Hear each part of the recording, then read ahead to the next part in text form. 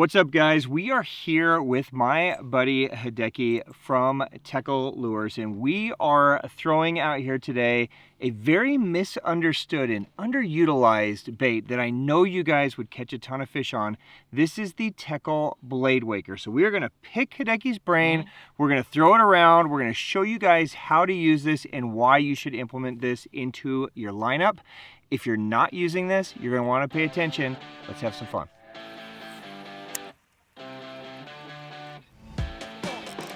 Yes. Nice one? Yeah, good one. Nice, dude. Nice. Well done. Bladewaker. Oh, double. All right. Double on the Bladewaker. Yours is bigger. So fun. Good job, dude. Hell yeah. All right, welcome back, guys. I am Ben with the Hookup Tackle, Tackle Otaku on Instagram, being joined by the one and only Hideki Maeda from Teckel. What's up, dude? You enjoying Arizona heat? Yeah, I had a good time.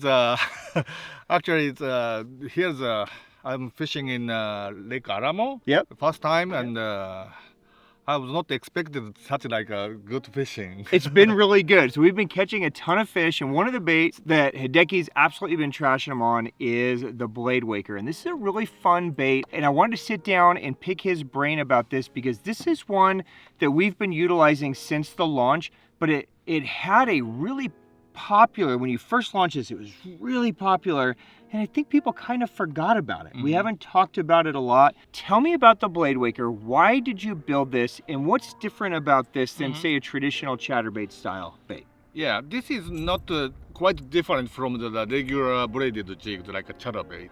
The reason why I made this because, for the examples, I really love to fish the California Delta.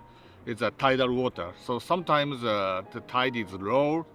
The water is not deep enough to lead it. So when you lead it in chatterbaits, regular chatterbaits, every single time you catch the grass and moss and so much frustrate to fish. Yeah. So I'm just thinking about something new, like a wake baits, like a braided jigs, but the waking baits. To stay higher in that column in that skinny water. But the regular braided jigs, you cannot lead it in a surface because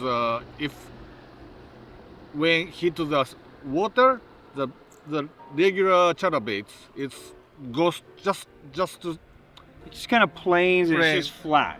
No work anymore. Yeah. But this one, I designed this is for waking in the surface, so no problem about in the surface or subsurface. Okay. Yes. And one of the challenges to a jackhammer or a chatterbait is a lot of times you hit a log or you hit a piece of wood and it rolls and it snags. They're super snaggy. But this sucker, dude, you can throw it right through the nastiest stuff. We're fishing it over log jams, and it's up and over. Yes, because this baits keep the hook point always straight up. Yep. So it's more, comes through. Yes.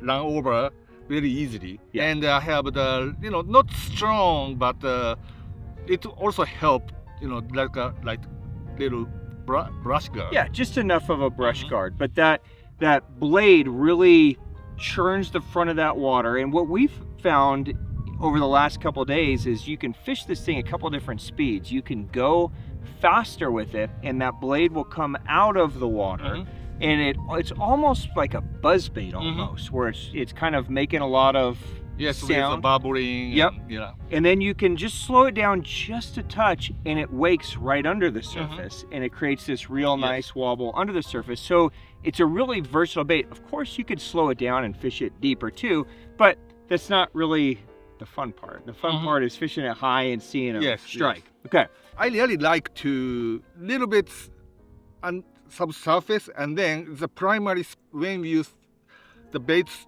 comes through the primary spot like a bush or the shade or whatever. Then we want to make it to get a bite. I just a little faster, so bait is going lighter weights up and bubble to make the kind of trigger Okay. to make the best bite. Interesting. Yep.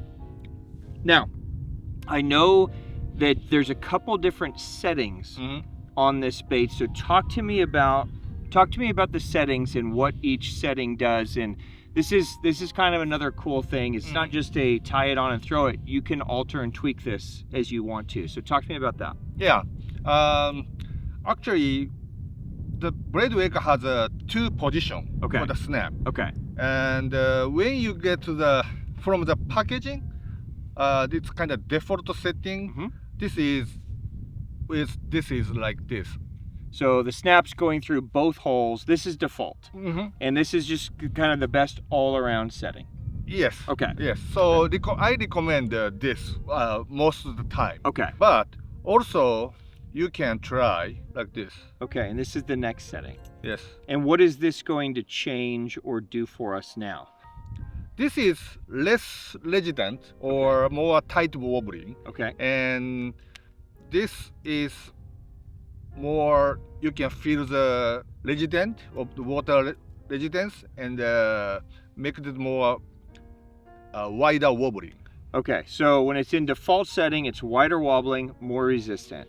When you take it to just the one hole, tighter motion, less resistance. So that means you can lead it more slower on this and faster for the other side. Okay. Or you can lead more shallower on this. You want a more like a little underwater. Yep. You can go to the front setting. Interesting. So you get some versatility and almost like having a flat side and a wide wobbling bait, 2-in-1 as you would need it. Awesome.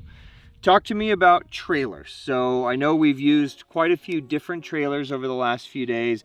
You prefer more of this fluke style bait, whether it's a Sakamata shad or a super fluke. You like this more forked style instead of a paddle tail. Yes. Why? That's because the blade is making the wobbling. Okay. So this wobble make it through to the tail action. So you can feel more the tails is side to side, very wide. Okay. But if you lead, you put the paddle tails, sometimes the pitch of the paddle tail and the pitch of the blade. Yep. It's kind of synchro. Okay. And sometimes you didn't feel. Sometimes it doesn't have as much movement. It just kind of feels, both the same. Understood. They're going at the same pace instead of it being alternating. Understood. Okay. So 5-inch, probably about the perfect size. We get a good place to start. We talked about different line, and you've been throwing this on braid, and I've been throwing it on fluoro.